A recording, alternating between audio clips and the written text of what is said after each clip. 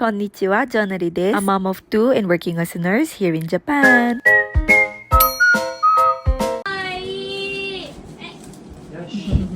Yung host natin naka-bathrobe pa.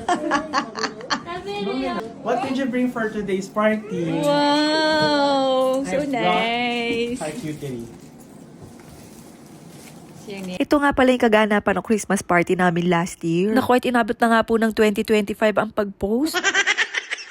Galing pa nga kaming lahat yan sa work. Kaya nga kahit 7pm ang call time ay halos 8pm na kami nag-start. Pero kita nyo naman kung gaano kasasarap yung mga na-prepare naming pagkain. At para naman makabuelo-buelo ang mami at daddy, inuna na namin buksan yung mga regalo ng mga bata. Sobrang thank you nga pala Tita Wena, Tito Daiki, and Tito Paulo. Bet na bet nga nila yung bubble maker na niregalo nyo kaya hanggang ngayon ay pinag-aawayan pa rin nila. Ito na. Ready, set, go. I'm Crystal and I brought chicken.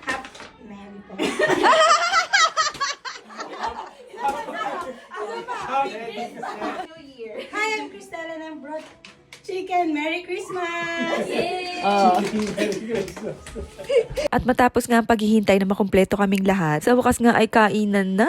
Ang hindi ko talaga maintindihan, minsan sa ganitong handaan, masyadong nabubusog agad yung mata ko. Kaya nga minsan, konti pa lang nakakain ko, suko na ako agad. At minsan, dahil nga sa napakasarap na kwentuhan, umaandar nga ang oras pero hindi ko pa rin natitikman lahat.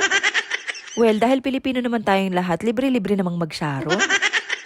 At speaking of effort, tingnan nyo naman si Paulo kung gaano niya pinaghandaan to. Nag-search pa yan kung saan sa media platforms at talagang nag-prepare siya ng props. And not to mention na bumili pa talaga yan ng Christmas tree para daw maganda ang aming picturan. Imagine ha, siya na yung nag-host ng event. Siya na rin sa design. Nag-prepare na rin siya ng props. Siya na rin na nag-isip kung paano ang program ng party. Tapos siya na rin yung videographer and photographer. Isa talaga siya sa pinaka-talented na taong nakilala ko. Tignan nyo naman ang output. Sana lang pa, post din tayo pag may time. Ayun lang, salamat!